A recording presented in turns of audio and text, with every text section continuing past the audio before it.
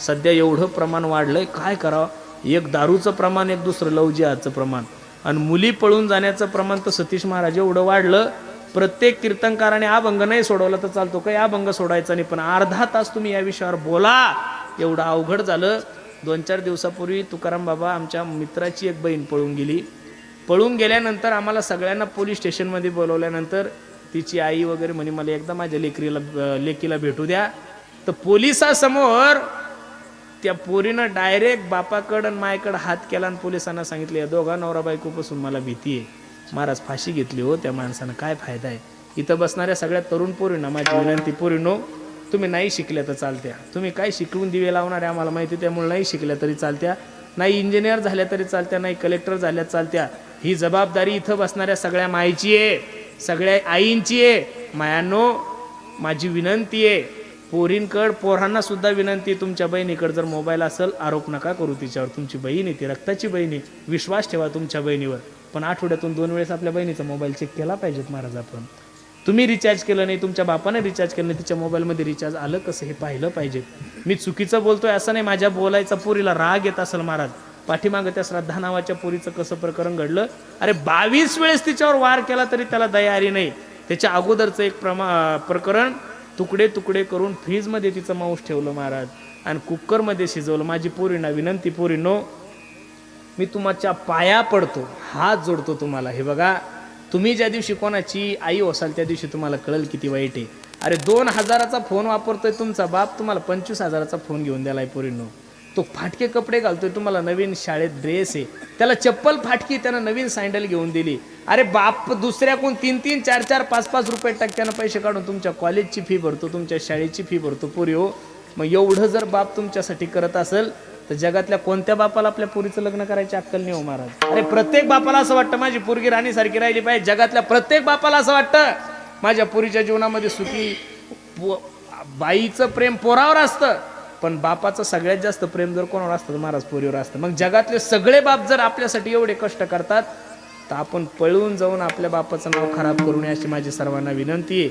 ही काळाची गरज आहे महाराज. लव जिहाद फोन वापरू नका या मताचा मी महाराज नाही, प्रत्येकानं फोन वापरा, पण फेसबुक वापरत असताना, इंस्टाग्राम वापरत असताना काही गोष्टी आपण थोड्या सावधगिरी.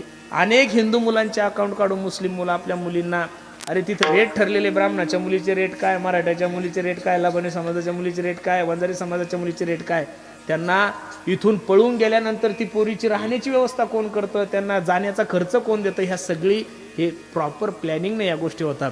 म्हणून आपल्याला सर्वांना विनंती आहे, अरे तुमच्यामधूनच माझे जिजाबाई साहेब जन्माला आलेले आहे, तुमच्यामधूनच अहिल्याबाई होळकर जन्माला आलेले आहे, तुमच्यामधूनच झाशीची राणी जन्माला आलेली आहे, तुमच्यामधूनच माझ्या जिजाबाई साहेब जन्माला आलेले आहे.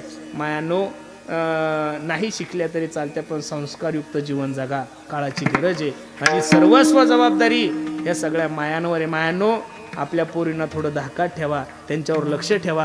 असं जर नाही ठेवलं तर उद्याचं वातावरण, तुम्ही दररोजचं एक प्रकरण पहा मारा, दररोजचं एक, शंभड्या पोरायच्या नादी लागून, मळक्या पोरायच्या नादी लागून पोलीस स्टेशनमध्ये तुम्ही रिपोर्ट देता की मला माझ्या बापापासून भीती, माझ्या आईपासून भीती आहे, पाप लागल तुम्हाला. अरे आतापर्यंत जगातली कोणती पोरगी पळून गेली आणि ती जीवनात सुखी राहिली? अजिबात नाही राहू शकत. म्हणून सर्वांना माझी विनंती आहे, ज्या गोष्टीची काळाला गरज आहे त्या गोष्टीचं प्रत्येकानं पालन करा. तरुणांना सुद्धा विनंती, पोरांनो जीवनामध्ये व्यसन नका करू, देशाविषयी धर्माविषयी स्वाभिमान बाळगा, प्रत्येकाने एकत्रित या. तुम्ही जर असे सप्ताहासाठी जसे एकत्रित आले तसे धर्मासाठी जर सर्व मंडळी एकत्रित आले तर निश्चित उद्याचे दिवस तुमच्या आणि माझ्यासाठी खूप चांगले. आणि सर्वात महत्त्वाची गोष्ट, प्रत्येकानं आपल्या आईवडिलाची सेवा करावी. नेहमी सांगतो, स्वामी तिन्ही जगाचा आई विना भिकारी,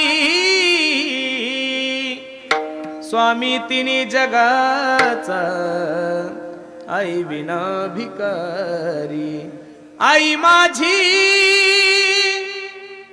मायेचा सागर हो, दिला तिने जीवनाला आकार, तळपत्या उन्हात आणि रखरखत्या रानात, राहिली समाजासाठी तू ग कष्टाच्या घामात.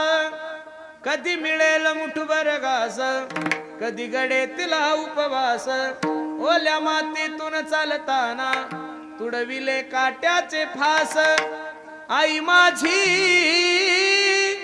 मायेचा सागर दिला तिने जीवनाला आकार म्हणून प्रत्येकाने आपल्या आई वडिलांची सेवा करा, धर्माची सेवा करा, गायीची सेवा करा. खूप सुंदर नियोजन तुम्ही सर्व मंडळी करता. नजर लागाव एवढा गोड कार्यक्रम आहे. अगदी